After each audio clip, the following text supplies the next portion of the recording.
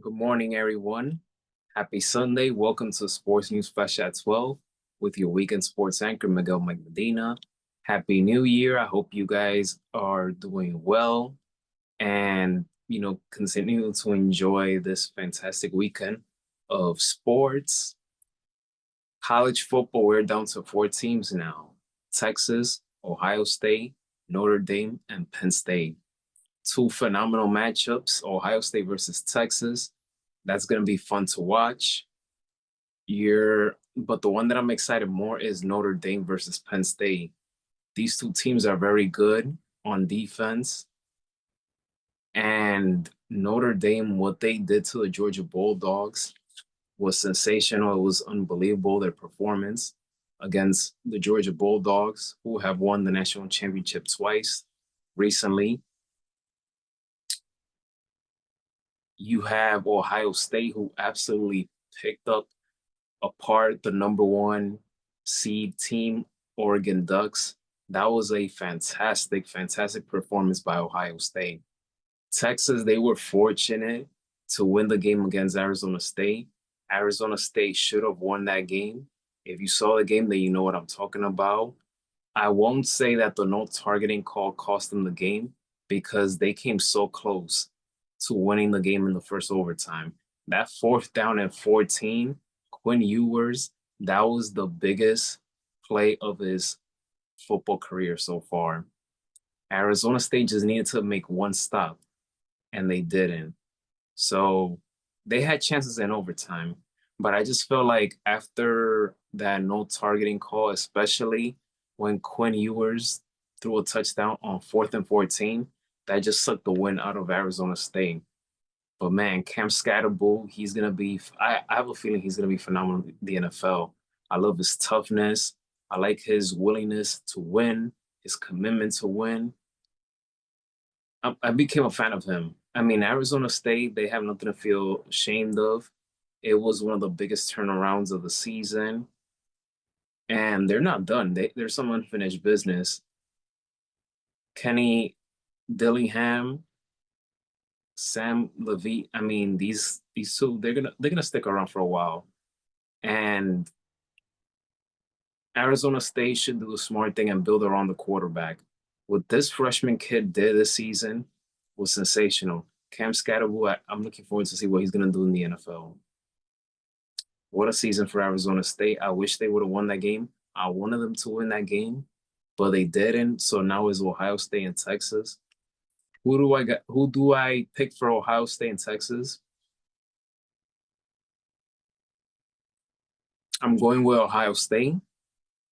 Who do I think will win Texas? But I'm going with Ohio State to win this game. Notre Dame versus Penn State. Respect for both programs, but I'm gonna go with Notre Dame on this one. I just feel like they have too much momentum going on, and they're playing really good football.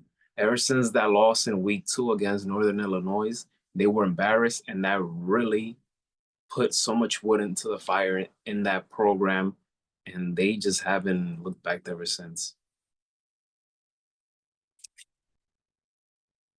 The next big topic, Jimmy Butler. The Miami Heat suspended Jimmy Butler for 7 games for a conduct detrimental to the team. And this is the full statement that the Miami Heat put out for about Jimmy Butler's suspension. And I quote, "We have suspended Jimmy Butler for 7 games for multiple instances of conduct detrimental to the team over the course of the season, and particularly the last several weeks. Through his actions and statements, he has shown he no longer wants to be part of this team. Jimmy Butler and his representative have indicated that they wish to be traded. Therefore, we will listen to offers."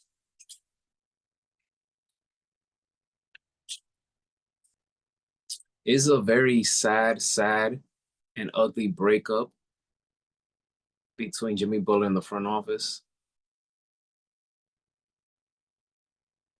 I thought, just like many people thought, that Jimmy Butler was going to retire as a Miami Heat. His jersey will go up in the Raptors one day, but we are seeing the end of the road. Jimmy Butler wants a max contract, but I don't blame Pat Riley in the front office for not giving him a max. He's 35 years old, and I love Jimmy. Jimmy's one of my top five favorite players in the game. But Jimmy Butler, he's 35 years old, and his durability, we put it into question mark. He's constantly injured. So I don't blame Pat Riley and the front office for that. At the end of the day, basketball is a business, and in business, you can't keep everyone happy. You can't make everyone happy. Ever since Pat Riley called Jimmy Butler out in the press conference last year, I feel like that was the beginning of the end, basically, of everything that you're seeing now. Pat Riley is cutthroat, and I'm all for it because I feel that we live in an age where owners, GMs, coaches, they give everything, and I mean everything. They surrender themselves to players. Pat Riley is old school. He is no BS. He went through this with LeBron. He went through this with D Wade. He went through this with so many players, with so many people. He does not take crap from no one. From no one. Do we agree with everything that he does? No, but the man has won everywhere he's gone, except the Knicks. But basically everywhere he has gone, whether he wins or not, he changes the culture for the better.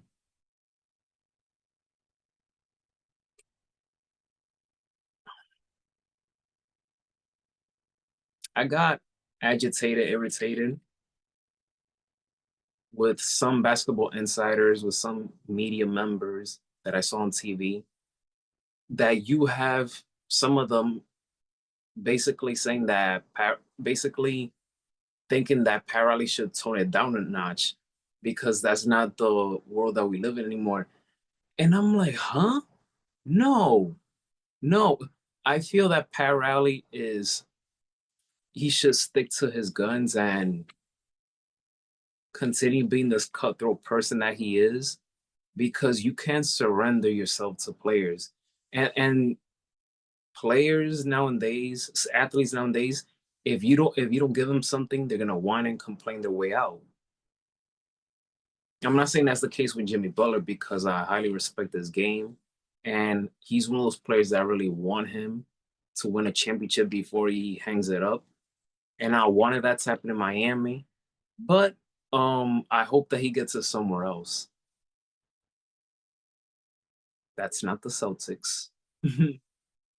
But it's not so much, where he wants to go, but also what can Miami get in return. So you have Golden State, you have Houston, a team that I feel that could be right for Jimmy, could be the Memphis Grizzlies. Let's see. Let's see where it's gonna be pretty interesting to see where they're gonna trade him because he's not gonna wait till the summer to figure out where he's gonna go. He wants to move somewhere right now, and he has a mindset of I want to win right now. So it's gonna be an interesting situation to see what happens. Clearly, it's something that many people, including myself, that we are not happy that this is happening. The end between Jimmy Butler and Miami Heat. But I don't blame him and I don't blame Pat Riley. I understand where both guys are coming from. It's just that, you know, families going through hard times right now. Because I really look at Jimmy Butler and Miami Heat as a family. So, but clearly Jimmy Butler has made it clear and known that he has lost joy to play basketball and he wants to get it back and he doesn't believe that he can get it back in a Miami Heat uniform. I give credit to his teammates for handling the media questions about Jimmy Butler, especially Bam Adebayo. Yesterday, during practice session or pregame session, while he got interviewed by the media, he said something that I really applaud him. as a captain of the team, I really applaud him for saying that, and I'm gonna paraphrase, that is none of our business. That's between Jimmy Butler and the front office. That's none of our business. And I love that answer because I understand that the media, they want to gather up information and they constantly have to ask these questions to his teammates, and it's an uncomfortable position to be his teammate to deal with all these media questions about all these distractions. But I feel like Bam handled that so well, and so were his teammates, especially Terry Rozier as well. So none of them threw them under the bus. They know what Jimmy Butler meant to that team. From I feel like between 2017 to 2019, Miami Heat were going through ups and downs. They were lost in shambles. But then when Jimmy Butler came in 2019, he changed that team around for the better. He took them to two NBA finals. He has some great moments. In my opinion, he's the third greatest Miami Heat player of all time. I mean, I don't blame people if they put Alonzo Mourning there as number three. In my opinion, he's number four. I'm not here to debate that, but there's no way that you can't put Jimmy Butler in the top five of greatest Miami Heat players of all time. His impact from 2019 to present is unparalleled.